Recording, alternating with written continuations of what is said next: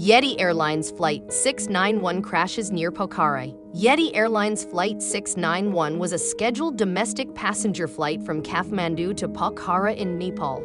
On 15 January 2023, the aircraft operating the route, an ATR-72 flown by Yeti Airlines, crashed while landing at Pokhara, killing all 72 people on board. As of January 2023, it is the deadliest accident involving an ATR-72 and the deadliest aviation accident worldwide in 2023 so far. The crash occurred between the old Pokhara Airport and the new Pokhara International Airport, which had opened just 2 weeks earlier and where the aircraft was attempting to land. The accident resulted in the deaths of all 72 people on board. The accident was Nepal's worst air crash since the crash of Pakistan International Airlines Flight 268 in 1992, when all 167 people aboard were killed in Kathmandu.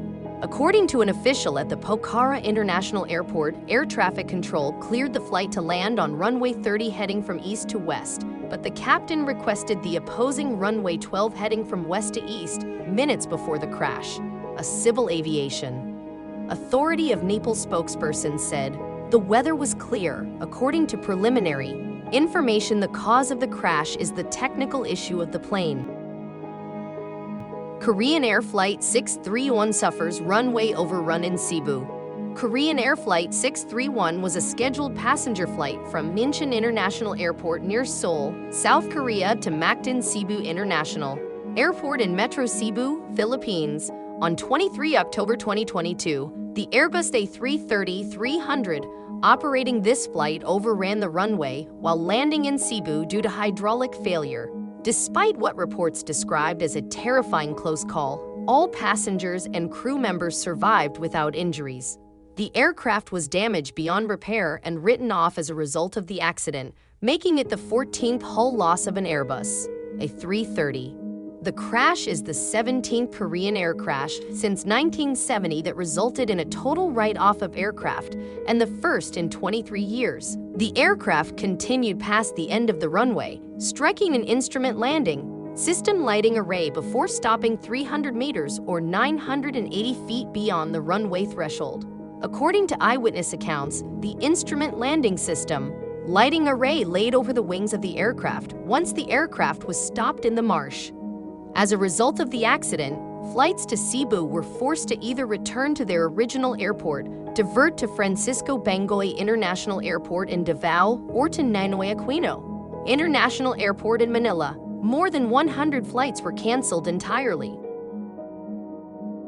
Meridian An-12BK crashes near Kavala, Greece. The Antonov An-12BK, operated by Meridian Lead, took off from Nice, Serbia for a cargo flight to Amman, Jordan. 8 crew members were on board. While over the Aegean Sea, the aircraft gradually began losing altitude after reaching 21,000 feet or 6,300 meters. The crew reported engine trouble. The Antonov initiated a 180-degree turn to make an emergency landing in Kavala, Greece.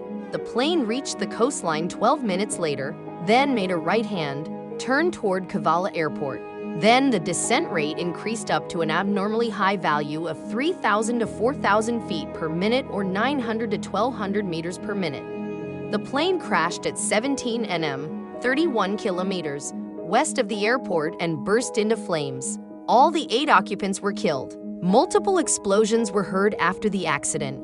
It was later confirmed that the aircraft carried 11.5 tons of Serbian-made weapons, mortar, landmines, and training shells.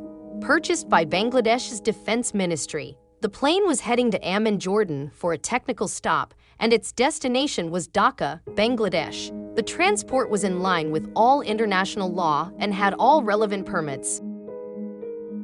China Eastern Airlines Flight 5735 crashes en route to Guangzhou. China Eastern Airlines Flight 5735 was making a short trip between 2 cities in southern China on Monday, cruising at an altitude of more than 29,000 feet, when it began a violent plunge toward the earth. Residents in the area describe hearing a boom, apparently from the plane crashing into a hillside, and then seeing smoke from the fires it had ignited. On Saturday night, the Chinese authorities confirmed what had seemed all but certain for days. but none of the 132 people aboard had survived. It was in fragments scattered all around. Lai Chenbin, a technician in the area, told the China News Service soon after the crash, "I didn't see anyone who lived through it." Officials said Saturday that 120 of the victims had been identified. Workers were still searching the crash site in the Guangzhou region for debris. On Sunday, officials said the second of the Boeing 737-800's two flight recorders, or black boxes, had been found. Many questions remain about what led to the crash. It was China's deadliest air disaster since 1994, when a plane went down near the city of Sinan, killing 160.